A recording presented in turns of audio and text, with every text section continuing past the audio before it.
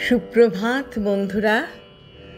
আজ 22শে এপ্রিল 2025, শুভ মঙ্গলবার।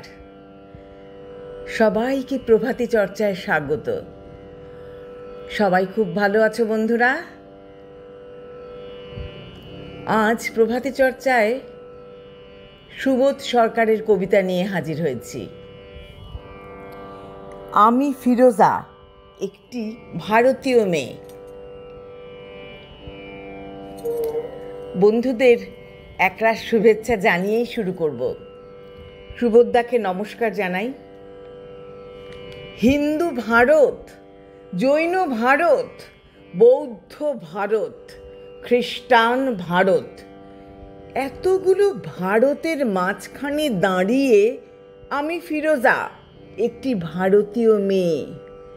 আপনারা বলতে পারেন আমি কি দোষ করেছি? পৃথিবীর যে কোনো দেশের যে কোনো একটি মেয়ের মতো আমি একজনকে ভালোবেসেছিলাম। প্রথম যেদিন ওর চোখে চোখ পড়েছিল আমি জানতাম না ওকে। বিকেলবেলার কলেজ ক্যাম্পাসে যে আলো এসে পড়েছিল ওর চুলে, তার কোথাও লেখা ছিল না ওর ধর্ম।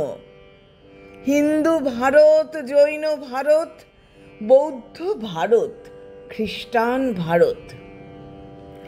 আপনারা বলতে পারেন আমি কি দোষ করেছি?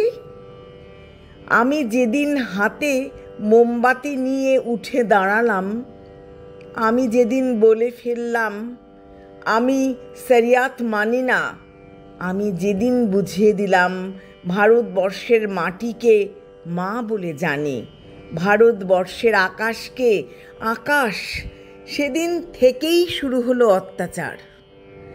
হিন্দু ভারত, জৈন ভারত, বৌদ্ধ ভারত, খ্রিস্টান ভারত।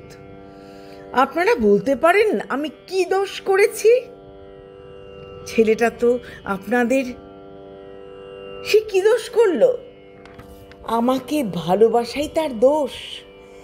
ছেলেটার বাড়িতে আপনারা ঢিল ছুড়লেন, পার্সেল করে ছেঁড়া চটি পাঠালেন, ওকে হাতে মেরে ভাতে মেরে বাড়ির দেওয়ালে বড় বড় করে লিখে দিলেন এসব চলবে না। লজ্জা করে না আপনাদের এগিয়ে থাকা মানুষ?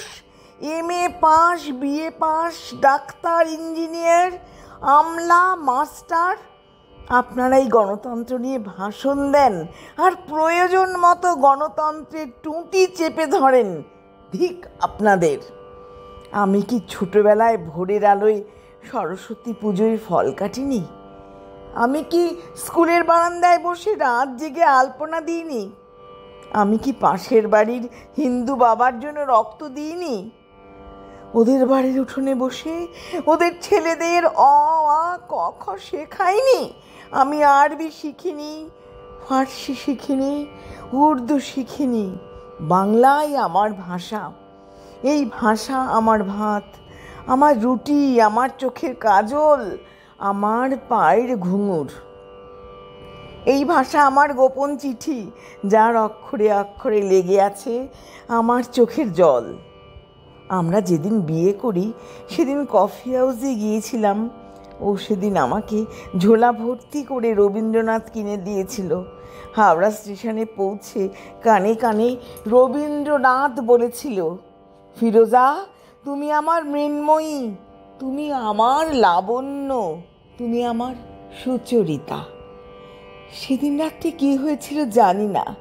কি ঘটেছে ওদের বাড়িতে, কি ঘটেছিল ওদের পাড়ায়, কি করেছিল ওদের বাবা কাকা, সেটা আজও আমি জানি না।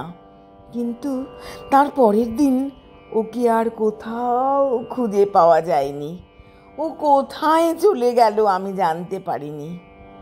এই আপনাদের ভারতবর্ষ, এই আমাদের ভারতবর্ষ।